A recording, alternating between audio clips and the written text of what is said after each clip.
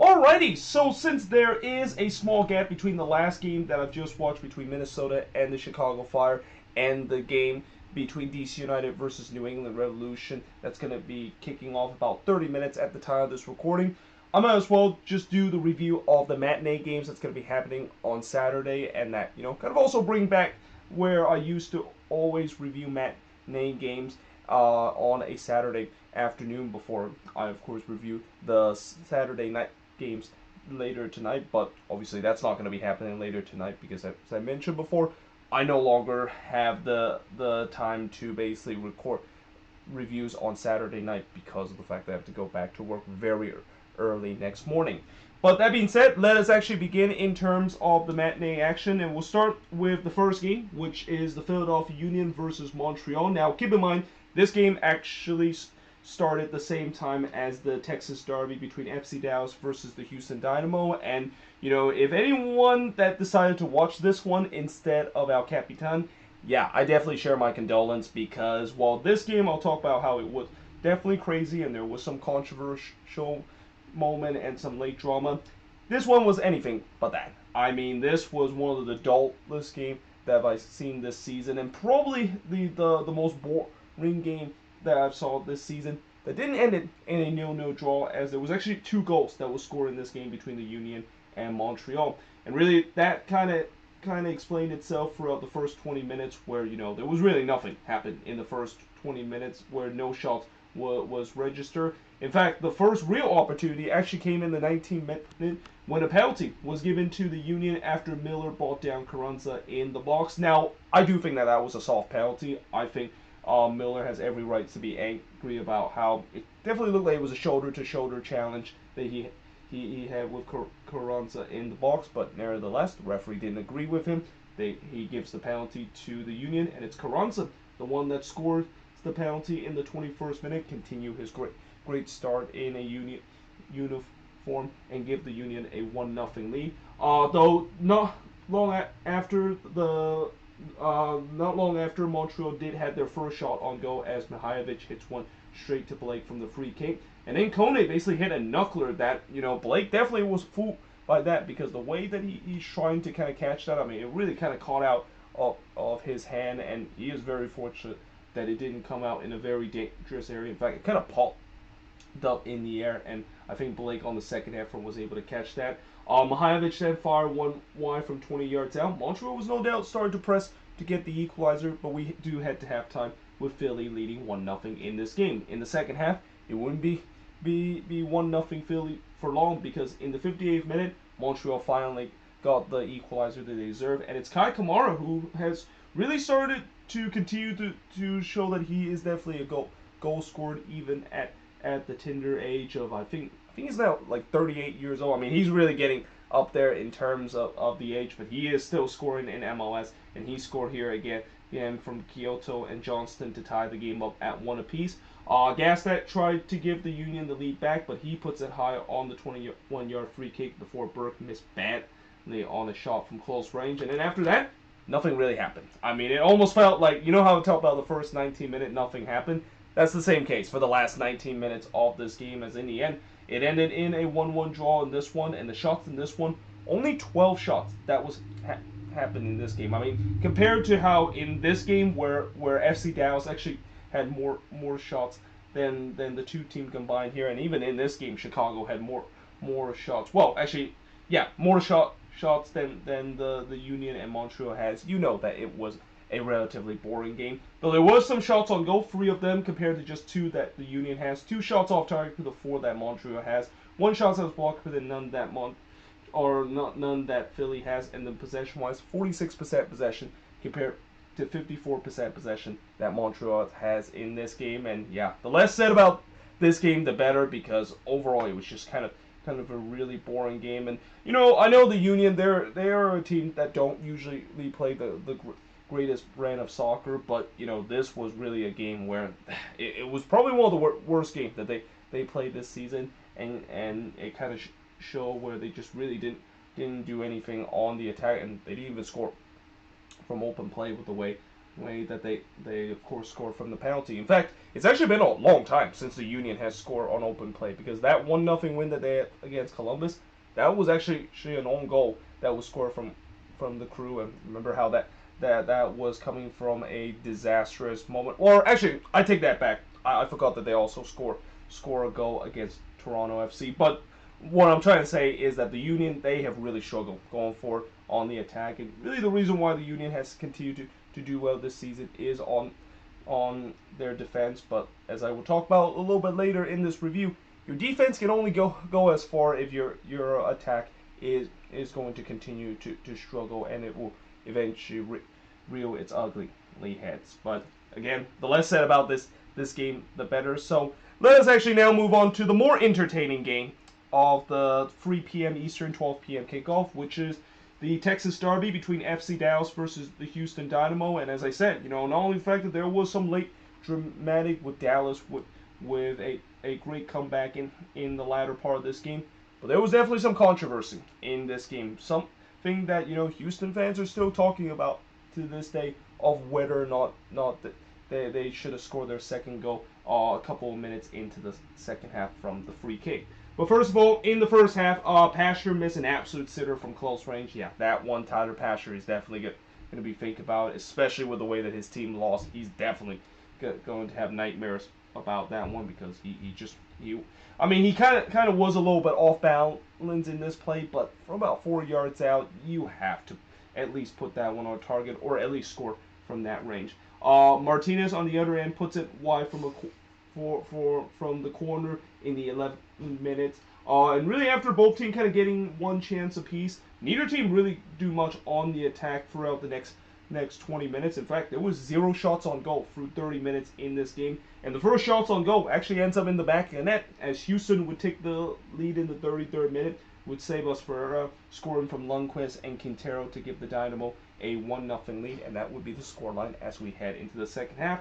And in the second half, this is where the controversy began, as in the 54th minute, it looked like Memo Rodriguez scored for Houston after he struck a free kick onto the post, but this one actually bounced back into the play, and then it kind of took that weird kind of bounce when it hits off the post, kind of took a backspin bounce, and it looked like that one actually bounced back in toward goal, and it crossed the line. But they did kind of take a look at it, and I know Dynamo fans were very angry the fact that the referee didn't go to the monitor to look at VAR. Remember, one thing about VAR usage in MLS is just because the referee is not looking at the monitor doesn't mean VAR is not being used. This is something that I think a couple of years ago I didn't really learn that much, and if you see some of my old reviews, how I can get very frustrated when a referee is not looking at the monitor to check on a play. But now the more that I've seen this, I started to kind of understand that the referee technically is still, VAR is still used in play where the referee is communicating with the VAR official to see whether or not if the referee needs to go to the monitor to look at it himself. And in this case, I think this was a situation where they definitely take a couple of minutes to look at it, and VAR did try to closely look to see whether or not if this does cross the line, and later on they relayed the message to the referee that there was no evidence to show that ball, well, there was no conclusive evidence to show that ball actually crossed the line. And when I look at the replay, and I definitely look at the replay a lot of time, and this being a Twitter stream, that they don't do a good job in the replay, but even when I zoom in, it is very tough from the angle that they show, and definitely not conclusive enough for me to say that they should overturn this call that originally they said that there was no goal and the ball didn't cross the line. And I guess this is also kind of maybe an example of just kind of the downfall of MLS not having goal line technology. I know for years there's been people talk about how goal line technology should be implemented in MLS, and this is probably a prime example of why it is the case, because if they have goal line technology, maybe, just maybe, this one would have been overturned, because we have seen goal line technology being used around the world, most evidently in the European League and especially in the Premier League, and we've seen that they've done a good job in terms of that, but obviously MLS haven't implemented, and I guess kind of the reason why they haven't implemented is that it's not cheap to try implement goal line technology in each of these games. So yeah, therefore, I think at the end of the day, without the use of goal line technology, I think it was the right call with the way that it was just simply inconclusive enough to overturn the call. But in the 58th minute, Velasco strikes one into the side netting as Dallas, they feel like they kind of got left off the hook a little bit, because if this was 2-0 in favor of Houston, Dallas was going to be facing a tough mountain to climb for the remaining of the game. Rodriguez then fired one over the bar from long range, and I also thought that, despite the fact that Dallas had controlled most of the possession in the second half, they really haven't done much to create in the final third. In fact, I thought there was a couple of times where they just turned the ball over way too easily in the midfield, and knowing the fact that this is a Dynamo team that clearly is trying to hit teams on the counter and kind of play what road teams usually do, which is sit back and trying to look for the counter to score the goals. This was basically a case where Dallas is just playing right in the hands of the Dynamo. Though in the 68th minute, Clark did deny Velasco from long range, and this is kind of when Dallas really started to press for the equalizer.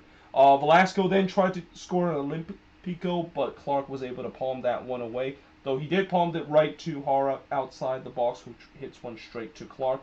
Clark then denied Jesus Ferreira from 17 yards out in the 80th minute. There's no doubt that Dallas is throwing the kitchen sink, while Houston, they were just hanging on for dear life. Though in the 85th minute, they had a chance to kill this game off as Memo Rodriguez went through on goal. He was one-on-one with Martin Paz, but Paz make a great save to rob Rodriguez and the Dynamo a chance to kill this game off. And that miss that Rodriguez would come back to haunt the Dynamo, because after Hara struck the post on the header in the 86th minute, on the very next play, Dallas gets the equalizer. And I'm going to absolutely butcher this name because, again, being a Twitter stream, I did not put the audio of this game because I didn't want to hear the awful commentary. So I'm going to say that this kid's name is Simbalin. I think that's how you say it. He's a South African players, and whenever it comes to African name, especially South African name, it's definitely tough. Though I've definitely got a little bit more used to in terms of talk about the other South African that play in this game a little bit later. But for him, I still haven't really got the how the broadcast, of course, pronounce his name. And even if I did listen to the Twitter broadcast, how much should I guarantee you that they also are completely butchered his name. But yeah, he scored here to tie the game up at one apiece. Though I will say that this was not a great moment for Steve Clark, but because he basically, he kind of spills this ball that was coming into the box and just kind of pumped it right to him there. And yeah, I mean that was just an absolute gift for this kid to score his first career MLS goal to tie the game up at one apiece. And then 3 minutes later, Clark would deny Velasco from long range, and you can definitely see that Dallas can smell that W. Like, this team definitely was not here to just get a draw. They're looking to trying to get that second goal, and they would get that second goal and the winning goal in the 3rd minute of stoppage time, as Quignon would score for the first time since July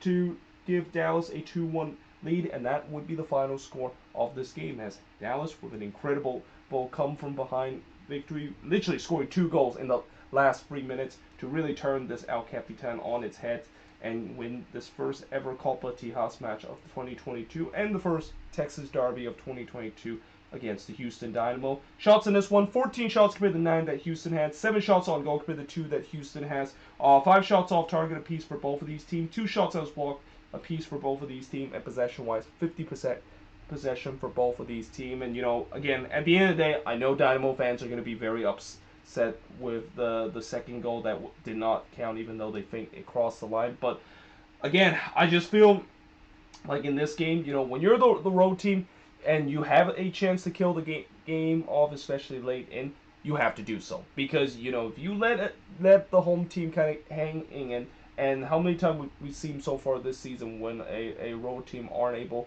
to kind of kill this game off, or even just kind of park the bus in the last 30 minutes, more times or not, it's going to come back to haunt them, and it definitely haunt Houston in this game, where they just kind of try to park the bus in the last 20 minutes, and knowing the fact that the Dynamo is not one of the best defensive team in the league, and not to mention, the big missed opportunity that Memo Rodriguez had in the 85th minute that would have put this game out of reach.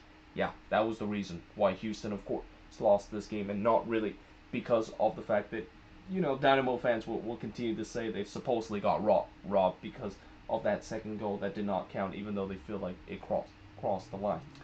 But that being said, moving on into the next game is Minnesota and the Chicago Fire. And, I said in the preview that I was hoping that this game won't end scoreless, because I just have a feeling when you have two teams that struggle on the attack and two teams that struggle to score goals, that seems like it's going to be the case. Thankfully, this game did not end scoreless, and even more thankfully, the Loons were able to get a win in this game, and seems like their attack has finally started to get going. Though I will say that for 70 minutes in this game, it looked like this one was going to end 0-0, and it looked like it was just as I expected in this one, where both teams was absolutely lackluster when they are in the final third of the play.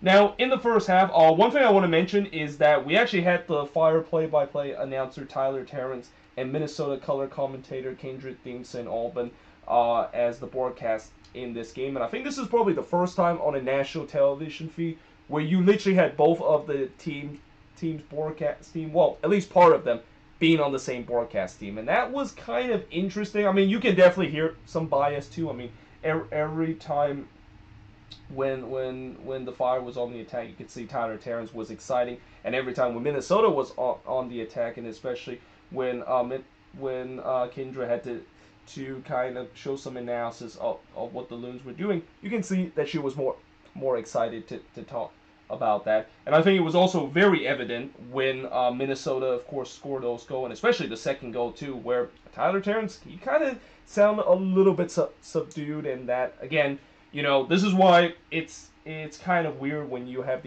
these national televised game where you bring in commentators that is basically the main commentator for the team for their local broadcast, because you're going to have these kind of bias, and in some way I kind of don't like it with the way that it creates some bias in terms of the way, and I definitely saw it in this game too. But the other thing that I also want to mention is that, I thought the pitch at Allianz Field no doubt looked much better than any Loons home game that I've seen so far this season. The pitch has been a huge problem at Allianz Field this year. I mean, ever since it was pretty much ruined because of that U.S. versus Honduras game in February, and also not to mention that downpour in the season home opener that Minnesota has against Nashville. Yeah, I was hoping the grounds could need to replace that turf, and it seems like they kind of did so. I mean, I still saw some patches that it definitely needs to work on, but there was no doubt that it was nothing like what I've seen in the last couple of games, where it was just downright god awful of how that pitch is. Kind of similar to how, reminds me of how the Quakes, of course, handled their pitch when it was still called Avaya Stadium, of how that tends to be kind of like a slippy turf and almost like an ice rink because of how bad the turf was managed at the stadium. But like I said, I give credit at least to the Allianz Field crew that they finally figured something out and at least make the pitch a little bit much better compared to the last couple of Loons home game I've seen. Now, early on in the 4th minute, Slonina did had to push an overhit cross from Reynoso on the free kick, so Reynoso almost scored a random layout out there as he was trying to score a little cross shot goal from the free kick, but Slonina was able to palm that one away. I thought there was a lot of set piece opportunity early for the Loons, but neither of them kind of look threatening going forward on the attack, which that's kind of been also one of the issue that has led to why this team has really struggled in the final third. I mean, I say kind of because they have actually done very well on the set piece, and they have scored goals in the set piece this season, but it's not the main issue. The main issue for this team is still from open play, though it looked like that was fixed in the 10th minute when Reynoso put the ball into the back of the net, but unfortunately the goal was disallowed for offside. I mean, if this goal did count, it, what a goal this was from Reynoso to chip it over the head of Slonina, who was coming off the line. And also for Reynoso, seems like he's finally back, because I talked about in the last game that was probably the best game that he played. He basically continue to improve in this one, and really started to kind of look like the Emmanuel Reynoso that I remember from that great run that the Loons had in 2020 and also in last season too. They mentioned the Fire has gone 300 plus minutes since they last scored a goal. That, of course, will now reach to, I believe, around 390 minutes. Like, it's almost 400 minutes since they have last scored a goal. And again, when I talk about Minnesota being a team that struggled to score a goal, that's basically times tenfold with the Chicago Fire, where this team just simply cannot score right now, and the goal well has just run at an all-time dry for this Fire team. But there was a lot of possession early for Minnesota, but again, it's the story of the season. The final third was absolutely lackluster from this team. There was just so many times when they get into the final third where either the ball is intercepted or they just hit the pass. It was just so disjointed from the Loons, but that goes the same for the Fire too. I mean, the Fire was also very disjointed on the other end. Though in the 20th minute, Reynoso did struck the post on the free kick from 23 yards out. Dibasi then fired one wide from 22 yards out. I mean, I didn't know that Dibasi can actually hit one from such a long range, because he's more known to be kind of an aerial duel, but he definitely hit that one well, but didn't quite put it on target. The Loons were definitely pushing for the opener. Omsberg has the first opportunity for the Fire, but he puts one straight to Dane Sinclair in the 37th minute. There was a shout for a penalty right as the halftime whistle was blown for Minnesota. That was not given, and we head to halftime scoreless in this game between Minnesota and the Chicago Fire. Now in the second half, not much chance either for both of these teams early in the second half, though Chijo did put it over on a free header, and then Dane Sinclair had to deny it even off from close range. And this is kind of when the Fire started to kind of gain some traction on the attack, and this is really started to give me kind of that deja vu of the last game where Minnesota played against the Rapids, where the Loons just kind of come out the second half flat and just kind of let their opponent take a couple of pot shots trying to get the go-ahead goal in the second half. And again, I also wrote the Loons continue to look lackluster on the attack, and they have also yet to register a shot on goal for 60 minutes into this game. On the other end, Dane Sinclair had to deny Shibilko, who tried to curl it in. That was probably the most dangerous chance, because Shibilko really put a good shot into it, but Sinclair was able to save this one as expected, because Dane Sinclair, as I mentioned, probably the best shot stopper so far for this season. There would once again be a lot of set piece opportunity for the Loons, but once again, they none of them really threatening Solina goal in any of those set piece opportunity. But then in the 72nd minute, Minnesota finally gets the opening goal, and it's none other than Reynoso scoring from Hawane and Trapp to give Minnesota a 1-0 lead. I mean, this kind of all started from a bad turnover from Chicago, and most specifically Wyatt Omsberg, who's kind of trying to be a double agent for the Loons. I mean, he is a former Minnesota player, but yeah, this was just a terrible giveaway right into Trapp, who plays a great ball to Hawane and then plays it to Reynoso, who buried that one. I mean, that's really kind of the Reynoso that I was hoping for when this team bought him a couple of years ago. And I think early this season, if this was still the Reynoso from early this season, there's no doubt that he's gonna miss that one. But he makes no mistake of that one. Give Minnesota a 1-0 lead, and it goes bad from worse from Chicago, or at least at that point it kind of went bad from worse, because Navarro would get his second yellow card as Chicago was down to 10 men. And the reason why I say it kind of is bad from worse is because I know that this curse of Minnesota just tends to be very lackluster whenever they go up man would continue, and I thought it was going to be the case, because I immediately wrote, please continue to attack Loons, because this is a team that whenever they go up a man, for whatever reason, they just stop attacking. Like, they just be very conservative and think that they can just hold on with a man advantage.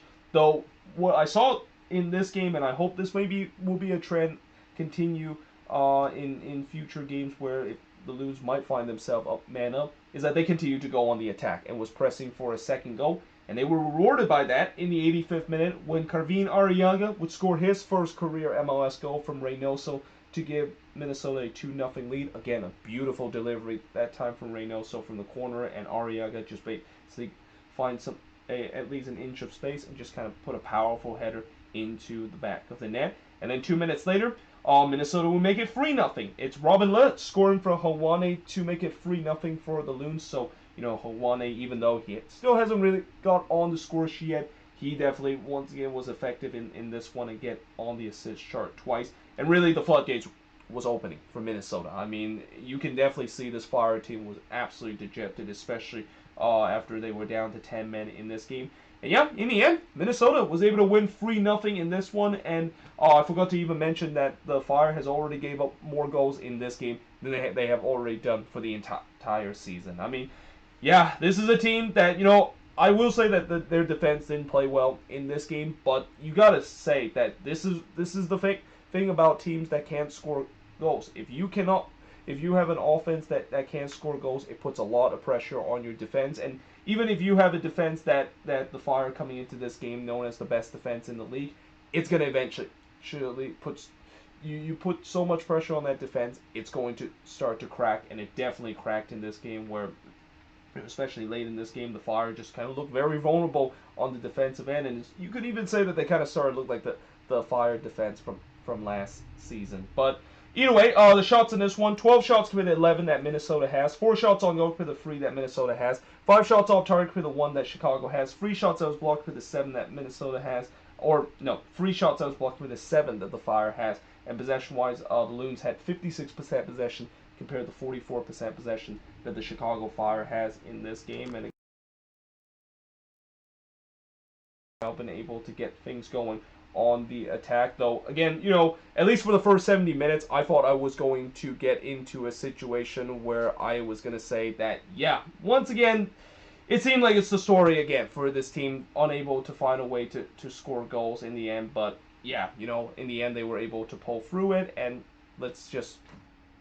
And again, great to see that the Loons, of course, have been able to score more than 1 goal in a game, and that their attack is started to finally live up to its potential. Though, again, for the first 70 minutes, it definitely didn't look like it, and sometimes, in some of these games, that it will happen, where, it's going to take time for the attack to kind of get going, and eventually they will. But, I will say that if I was going to be pessimistic about this team, which I have been in many times, maybe next time show that same attacking intensity that we saw in the last 20 minutes and do it pretty much for the full 90 minutes. But like I said, for the Fire, they got to figure out something on this attack. And we thought with them getting Shaqiri back into this team, it was going to be the answer for them on the attack to finally score goals. It just have not been the case right now. So definitely, it's back to the drawing board for Israel Henriksen to really get this Fire team figure out how are they going to score the goals to continue to win games this season. But there you have it. That is pretty much it for the review of these matinee games. Let me know in the comments below, what do you think of this video and these 3 games that I've talked about so far. But yeah, hope you guys enjoyed this video. If you do, make sure you guys leave a like, smash the subscribe button, and yeah, I of course will see you guys next time.